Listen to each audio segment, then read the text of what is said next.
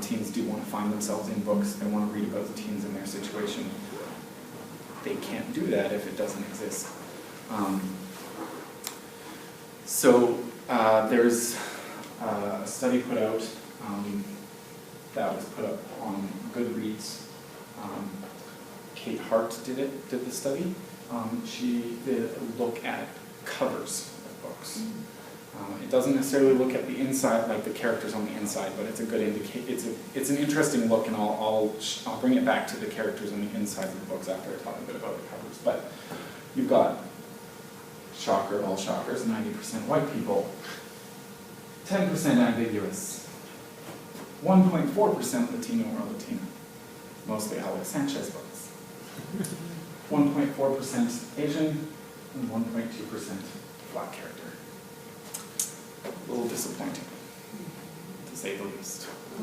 Now, like I said, this is talking about the titles more so than the insides of the books, but the interesting thing is there have been some recent issues where characters on the inside of the book are Asian, Latino, Latina, Black, ambiguous, and yet the cover is still white. What does that mean? One of Chris Crutcher's books, Whale Talk, features a Japanese American. The character on the front is not Japanese American at all. White to the core. It's a little bit misleading, right? When a character is supposed to tell you something about what's going on in the book, and it's mostly white people, you're probably not going to pick up the book if you're hoping to see yourself in there and you're Asian or you're Latino or you're African American or Native Canadian even. You want to be able to tell a bit from the outside of the book, and you can't when it's just being whitewashed. A friend, Sarah Park, actually brought up that a lot of Asian characters she's been noticing are cut in half on book covers. There's like the white person, and then there's the Asian person in the background who's only got like half of their face on the cover. So it's really interesting to see how race is being portrayed on book covers and sort of what that means. So I mean, just an example of some of the... That's interesting because, Lindsay and Yoga did a book called Half and Half. Yeah. And it's really not about sexuality, but about the fact that they're helpless and half-assed. Yeah. Right? So it can get kind of confusing. Yeah, no, it's very true. So I mean, you've got some books here, you've got that actually feature some Latino or Latina models on the covers, which is, it's nice to know that there are some, but it's still very few. Here's some where you've got like the unspecified, but there's still this idea of white until proven otherwise. So a lot of people still read the characters as white unless something in the book or on the back cover lets them know that that's not the case. Or you've got, these sort of ones that it's either not necessarily a full person, or it's just random images, Blood Red Road. It's impossible to tell, the race of the main character because she's just so far in the distance. But again, there's this idea that white until proven otherwise, even though we really don't know much about her as a character, even halfway through the book, we're still just kind of assuming whiteness. Yeah, I think that's all I wanted to talk about with those specific ones. But then I found this book. It's kind of hard to tell here. It's called Gone, Gone, Gone. And it's by Hannah Moskowitz. And it's a fantastic new book. And it really is one of these books with the assumed whiteness. I was reading a bunch of reviews that were shocked and appalled in some ways when they got halfway through the book and someone mentioned that. And one of the characters says, well, I loved him, and I loved his black hair, and I loved his black skin, and people were like, no. Like, what's going on? No, this is not an interracial couple. So they were kind of freaked out, because until halfway through the book, they'd assumed it was two white boys. And I think it was really interesting to see some of the reactions. It was the same thing with the Hunger Games when people figured out that Rue was black. They were like, what?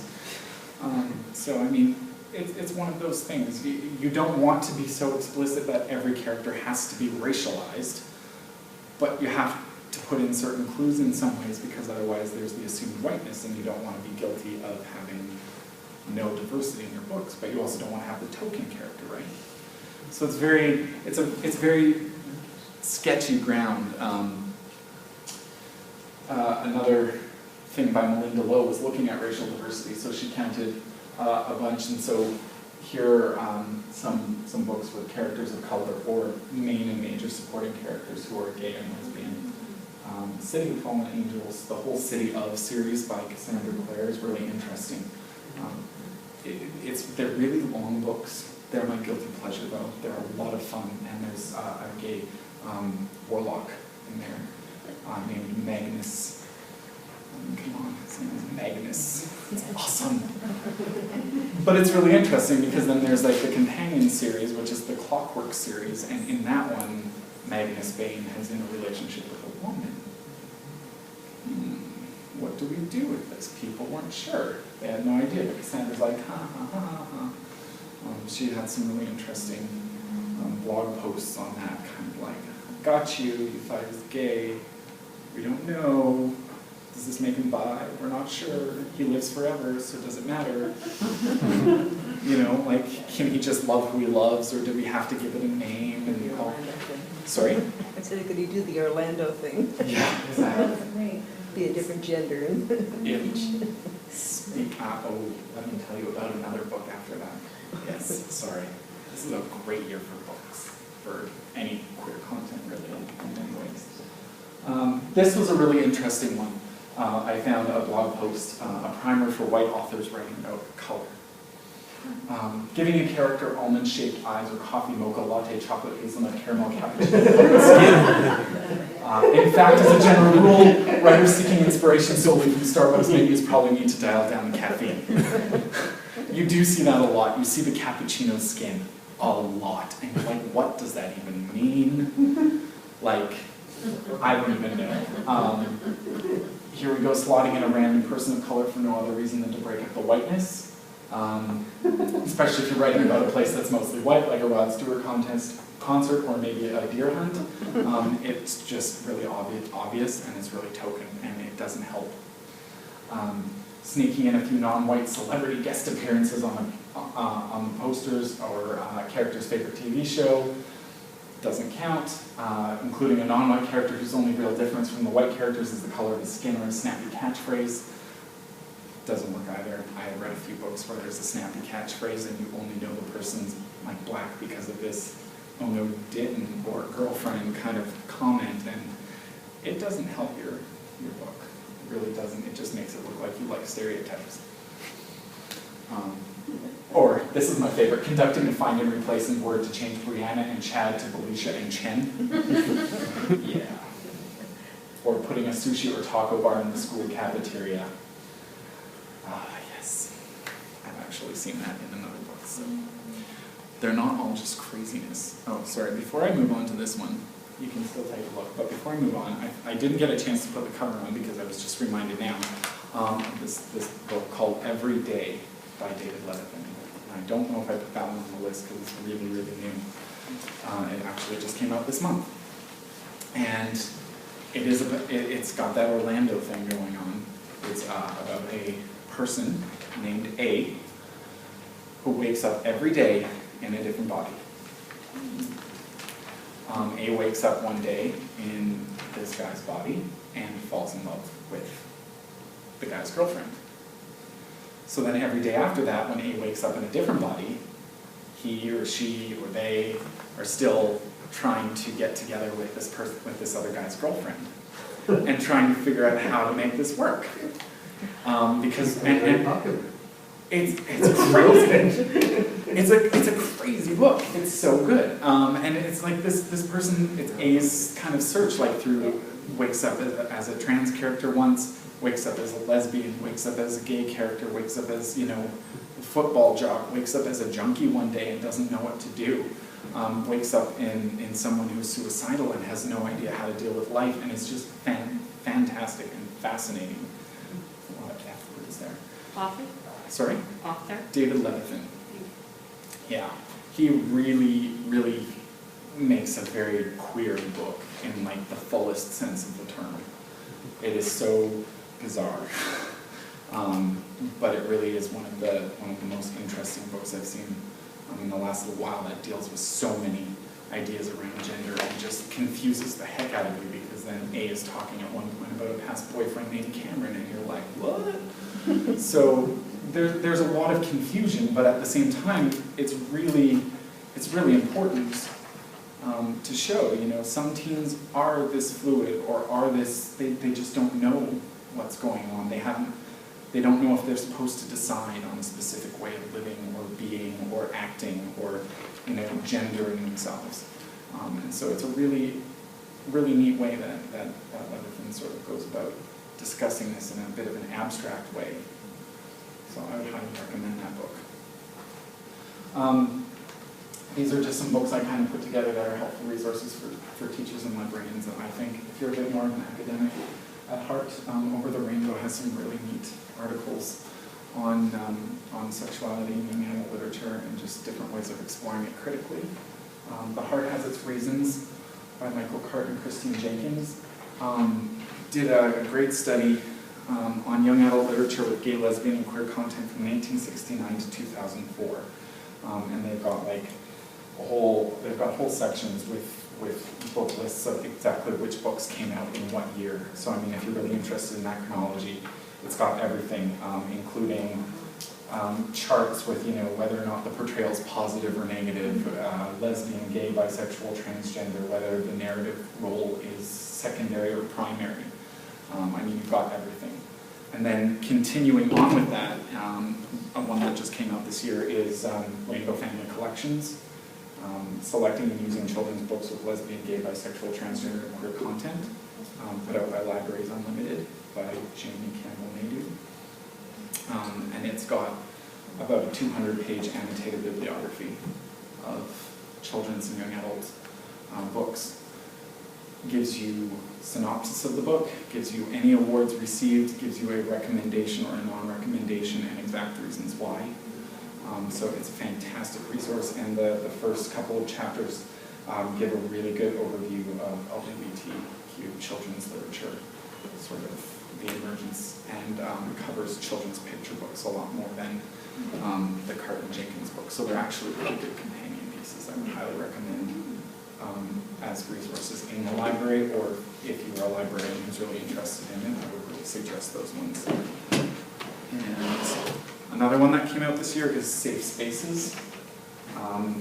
It's about schools and communities, but I mean, what are libraries, but kind of pillars in the community.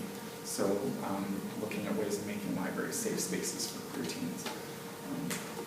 It's sort of something I'm looking into with one of the librarians in the Fraser Valley Regional Library, trying to figure out how to make those libraries safe spaces, because let's face it, in the Fraser Valley it's not quite as open to that as it is the further you get into Vancouver. So it'll be interesting to see what we manage to come up with for that. And then young adult literature from romance to realism, another Michael Cart book, which is a bit more on the academic side, like Over the Rainbow, but I don't want to downplay their importance. I'd be interested, I mean, this isn't directly about books, but I'd be interested in your take on Glee. Oh, Glee. Because it's definitely out there. It's got to be a lot of teens watching it, probably mostly female teens, but. Glee is a really interesting phenomenon, and I haven't studied it too closely, but it's sort of, how do I talk? It makes me think a lot of Boy Meets Boy. It's in this world that's similar to reality, but it almost seems too welcoming in some ways. I mean, yes, you've got like the bullying and the throwing of the slushies in the face, but it's all this very strange lightheartedness around it as well. And so you've got the gay character who's struggling, and you've got the supportive father figure, and you've got all of this, but it's still a very glorified spin on things. And while that is helpful in that we don't want everything to be dark, and when it comes to queerness in entertainment, you also don't want to make it too simplified. And I think unfortunately Glee tends to do that, even though it might be trying not to. I mean, I've listened to the guy playing Kurt Hummel, I can't remember his name off the top of my head now. Chris Dennis Colfer. He's a great speaker, and he talks a lot about, you know, creating safe spaces, sort of like I was just saying, in communities, and you know, looking at ways that, you know, you can have a positive spin but still address concerns. It's interesting that he has a lot of influence on the show, but I don't see it come across as much as I'd hoped. I don't know if that answers The your one question. episode with the football player who just committed suicide. Yeah. But yeah, I mean, you're right. there is. It's not quite Kevin Keller, but it's. Yeah. It's a little. No, it did make me think a bit. It does make me think a bit of After School Special, though. I was gonna say it seems like it's sort of like on a very special episode sort of thing. You know, today we're going to be talking about whatever topic of the day, just like it's, you know, today it's the Madonna episode. And the story sort of took after season 1 a backstage to sort of song of the week kind of drama. Like it's just. It's an interesting show, and it has its market, and I can't tear it apart because I think there are positive parts of it, but overall I can't say it's the most constructive. And when you think there have been gay characters struggling with AIDS in TV shows years ago, and they're not, you know, they're not touching some of those more sensitive topics, right? Yeah. I don't know, I mean, I probably have to sit down and watch a few more recent episodes to really kind of reignite my understanding, but this is kind of going off of a season and a half or 2 seasons worth. I can't remember how far I got. 2 seasons, yeah. So that's about as much as I can really give there. Those multitudes of answers. It's good because of this, it's bad because of this, and it's I don't know because of this. Yeah, who knows what sort of impact it's actually making on people. I'd like I've got a clue who are watching. I would like to think it's having a positive impact. Yeah, but who knows? I don't know the way they're going about it, if it will though. Well, this is Chris Colfer's kind of portrayal of being gay is so campy, though. I can't imagine that, you know, a lot of gay kids would identify with it. See, that's the thing though, you don't want to classify it as camp because then you're marginalizing a group of people who that's how they are. Right. You know, that's how they want to act, that's how they feel most comfortable. And so I'm not so much against that part of it, although I know some people, you know, it can come across as campy and very, you know, flaming. So again, that's one of the difficulties with it. It's sort of like the tokenism when it comes to racial diversity. You don't want it to be a token or a stereotype, but how else do you address certain aspects of it? It's really, really tricky. And I'm not saying I have an answer because I definitely don't. But, yeah. Like you have a question. Yeah, I was gonna kind of go back to the pie chart about the gender of the protagonists in the book. Yes. And I was wondering if you knew, or if anybody else could speak to this, about how that compares to the main protagonists in like YA books in general, because I know lots of discussions about male protagonists, because there's this idea that everybody will read about a male protagonist but not a female protagonist. Do you see that reflected in queer young adult books at all? Do you think that a gay male protagonist is more inclusive? They're more popular. It's one of the things you notice even, take manga. Do you know manga? Yeah. Okay, so take that for instance. I mean, a lot of it's called yaoi manga, and it's sort of the male-male love story. I mean, that's the most popular form in many circles, and it's because girls like that sort of relationship. They like to kind of make it a fantasy in some ways, and that I think that crosses over a lot into the YA genre. A lot of guys like it because they find it, you know, well, gay guys anyway, like it because they find it sexy or interesting, or it applies to them in some form, and girls can kind of read it in that sort of, oh, this is so cute kind of way. And I think that is more popular than the other way, where you're not going to see a lot of guys picking up lesbian romance, because that's not the fantasy. The fantasy is, you know, two girls making out, but not because they actually like each other. You know, it's not as awesome when they actually like each other. Somehow that ruins it. So I mean, I'm going based on sort of ideas of fantasy, because that's what I know most about in terms of those types of texts. But I would say that it's still, that's one of the reasons that male protagonists are more popular in gay male couples in particular. There's quite a few women authors who write about gay relationships as well. So what I found really interesting was sort of like the gay library is a large portion of the gay erotica at the library is actually written by women. And you can't always tell because you can tell that it's a woman because they use their initials for their first name. Yes. But it's, Well, yeah. even looking through your list here, I mean, all the ones about lesbian characters are written by women. And some of the ones written by gay characters are written by women. And most of the trans characters are written by women, and the intersex characters by a woman, and the two-spirit characters by a woman. Because as far as all YA literature in general, I mean, as far as who reads, you know, teenagers, it's mostly It's girls. Which, yeah, and who writes a lot of the YA, it is girls as well.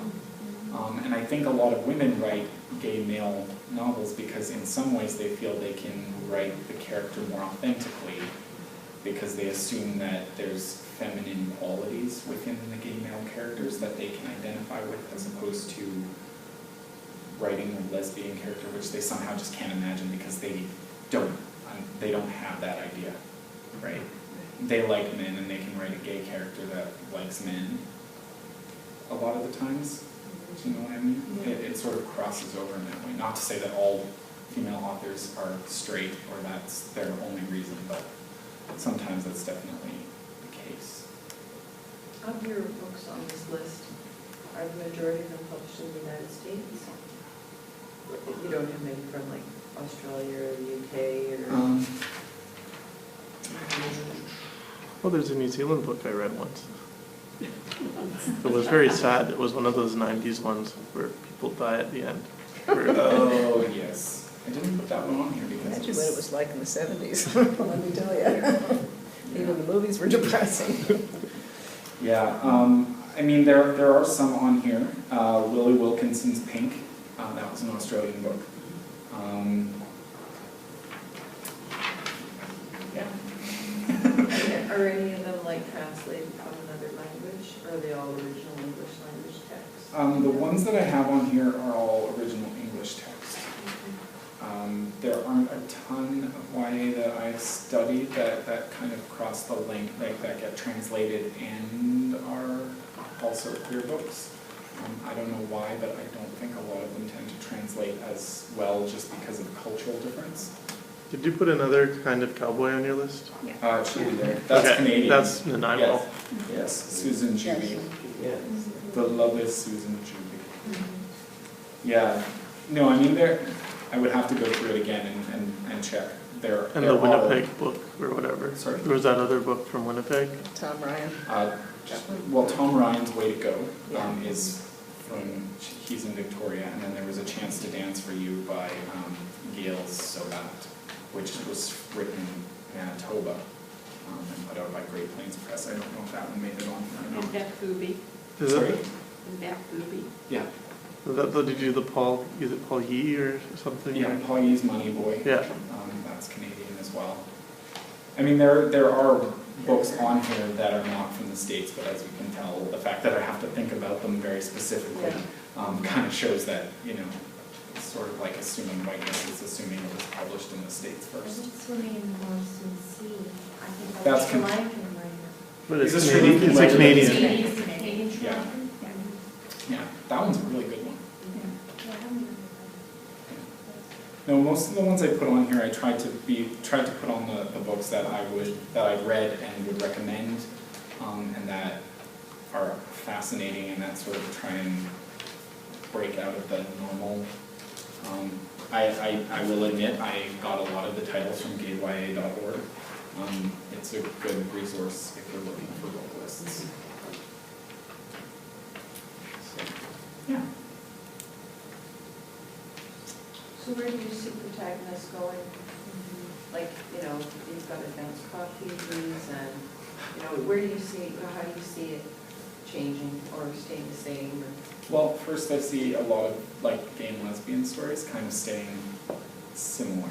Maybe getting a bit like more racial diversity within those texts, hopefully.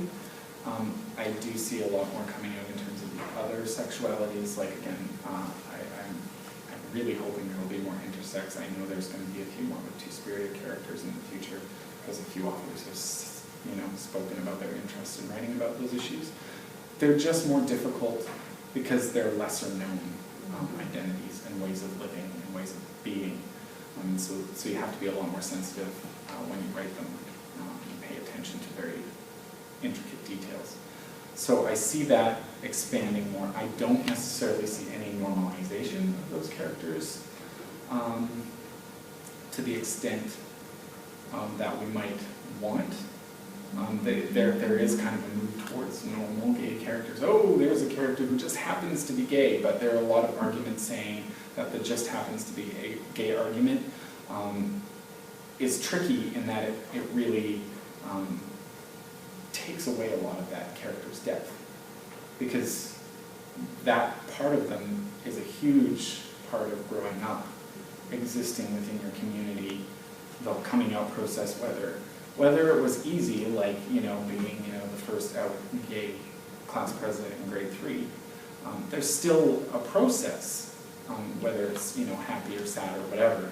So it's still part of your character that gets built. And so characters that just show up and happen to be gay, while we feel that it's normalizing it, it's also taking away from that character's depth and complexity. So I don't know if we'll see normalization in a way that we'll ever truly be happy with. There's always going to be a way of criticizing the way it's brought out in the book. I hope it will get to a point where we don't have to criticize it too much.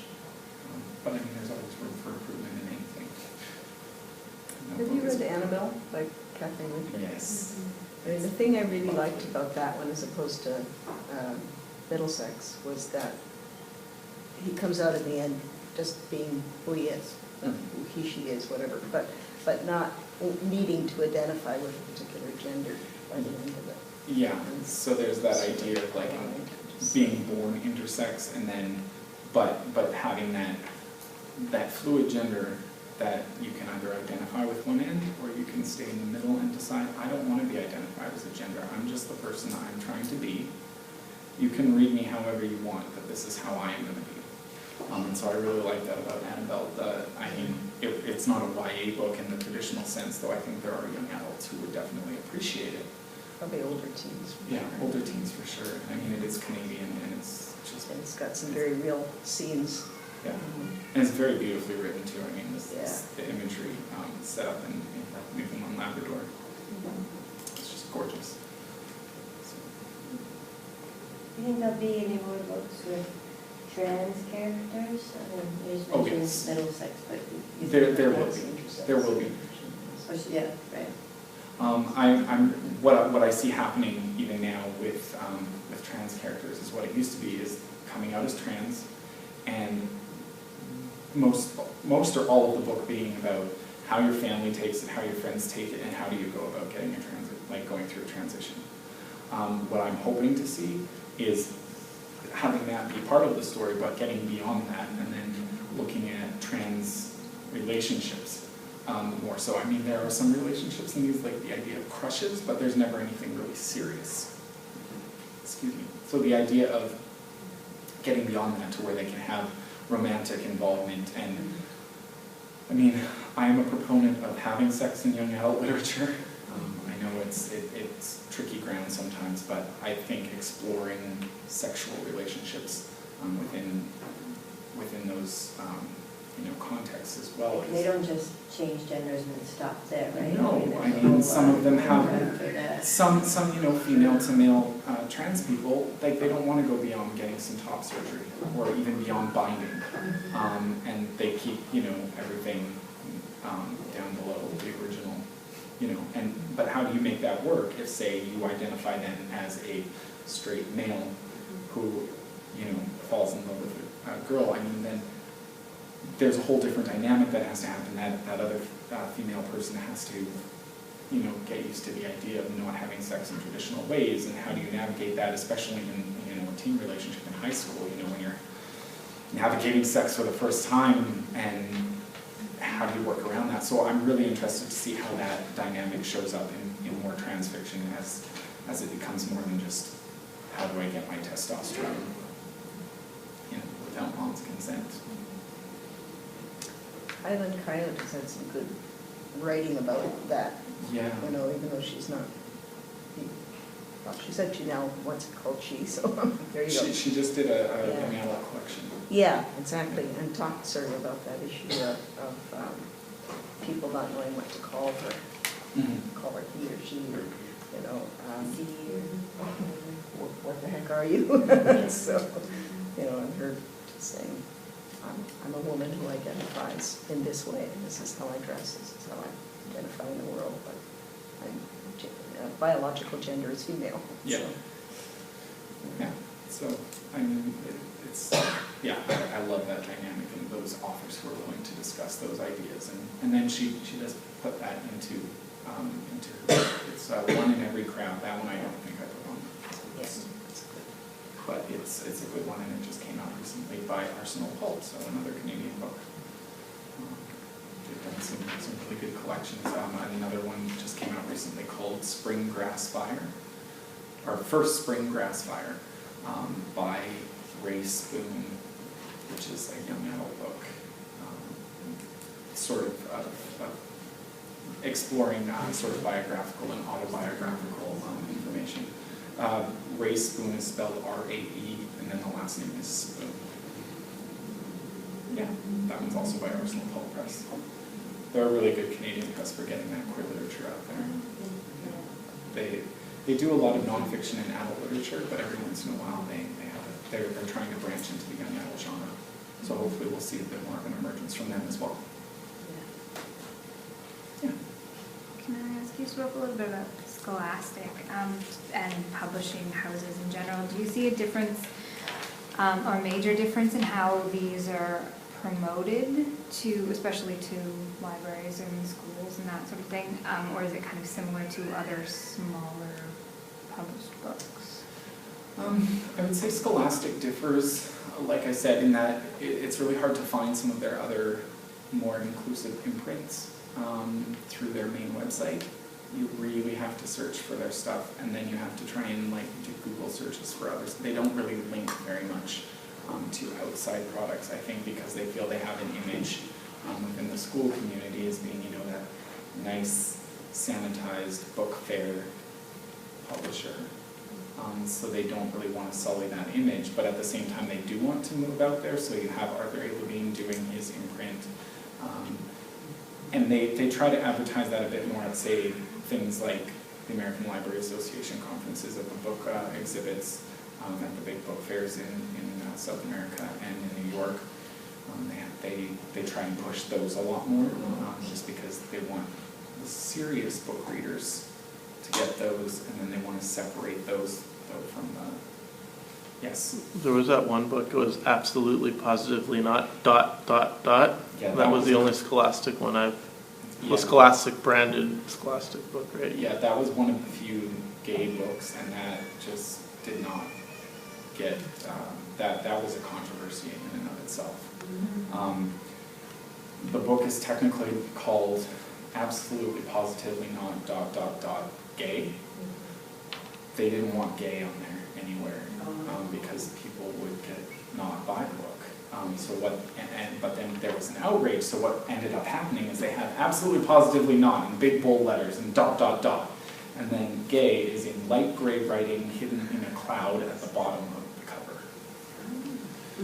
So that was their kind of final way of working around and try and keep people happy, so hopefully they will see it and still buy it, even though it's for younger kids. Being public, I run a school library, and I would say Scholastic's challenge too is having worked in the States. I'd like to, that'd be interesting. Because here the problem, I think the problem is our schools are K-7. So I always order and ask them to bring their YA collection. But, you know, there are no scholastic book fairs really for high school. No. And then what will happen is, you know, I mean, it's not an issue around your topic, it's more of just people, like some librarians, I believe they kind of censor their K-7 collections, and they don't create, like I have a YA collection in my library, because I used to work in the middle school in California, so I always was like, okay, well, what would the 6th and 7th graders be reading there? Mhm. And I want to make sure I have that for them, or at least taste of it, right? Mhm. But I do know that the rep will say to me, you know, Jen, it's always hard, I always say, bring me the YA, and then I'll bring it in, and then it's so interesting, because even it comes down to buying, the way people go about buying at those fairs is differently, because parents of younger children will come in and purchase the books for them, but when the kids are older, they come on their own. And so I often wonder if it's because it's too rushed for that older age group to make the book selection, but because they're buying the book and not typically their parents buying it for them, in general, that YA stuff doesn't move like. Your attention please, the library will be closing in 30 minutes at 9 o'clock. Anyone who would like to get a new library card should go to the main floor returns desk now. No library cards will be issued after 8:45. Thank you. I think if they. Stop interrupting my discussions. I think if they having been a high school librarian, and I tried to, you know, with a smaller vendor here, I tried to put on, you know, we created the idea of a book sale. I wondered if, you know, I'd be curious to ask that division, you know, because the divisions of Scholastic are all, they're like totally different companies, right? Oh, yeah. They're just completely different companies.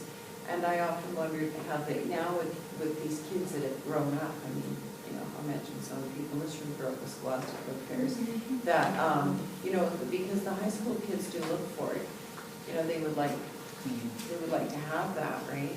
But it is a weird, and maybe now because YA is so much, like I think the history of the Prince Award, it's not been around that long, you know, the Prince Award and stuff, but it is a funny thing. But just a little note that was interesting, one that's former library monitor, was in high school, and she said, oh, can I donate a bunch of books to the library? And I went, oh, sure.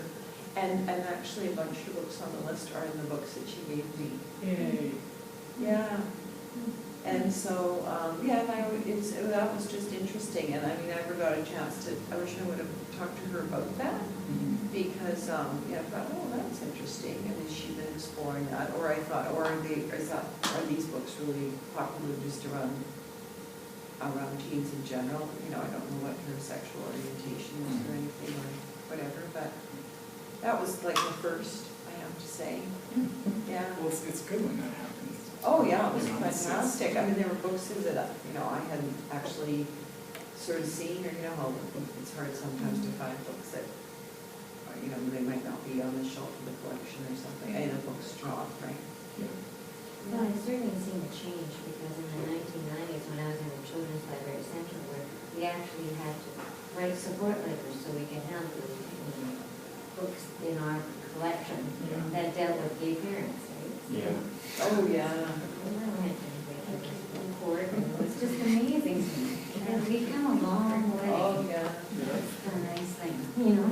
Well, like I say, I mean, I go back to that original graph here, where, I mean, you can see the emergence of books like that. It's a huge explosion from the late 90s to now. You go from like just over 10 books a year to, you know, almost 40 in 2009. And like I said, this coming cycle in 2012, 2013, it's almost 50 titles that I've already found.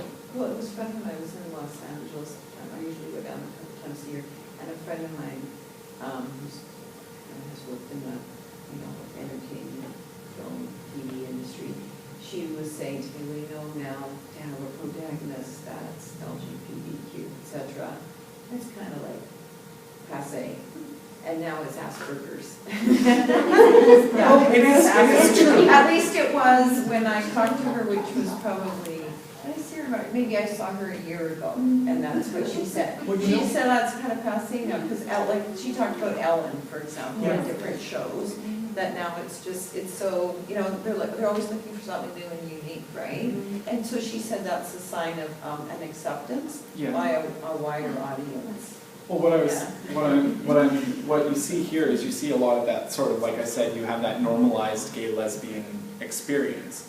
And so now you're seeing authors try and do gay and, or lesbian and, so now you see those like, you know, racial diversity, you see big emergence in disability studies and even fact studies looking at characters with weight issues or disabilities or, you know, mental issues. Like, it's great. The winner of the Stonewall Book Award last year has a chubby gay teen. I mean, who's Latino, sorry. Like, whoa, a few things going on there? I think so. So it's nice to see that sort of expanding and going beyond this character isn't just gay, he's also gay and of color. And he's gay and of color and, you know, he's a little chubby. And he's comfortable with that. You know, you don't have to, you know, it's like seeing on, you know, fashion TV almost. But within books now, you're seeing that exploration of diversity even within the gay community. So it's kind of, I like seeing those multiple, I guess you call them intersections of different like social issues and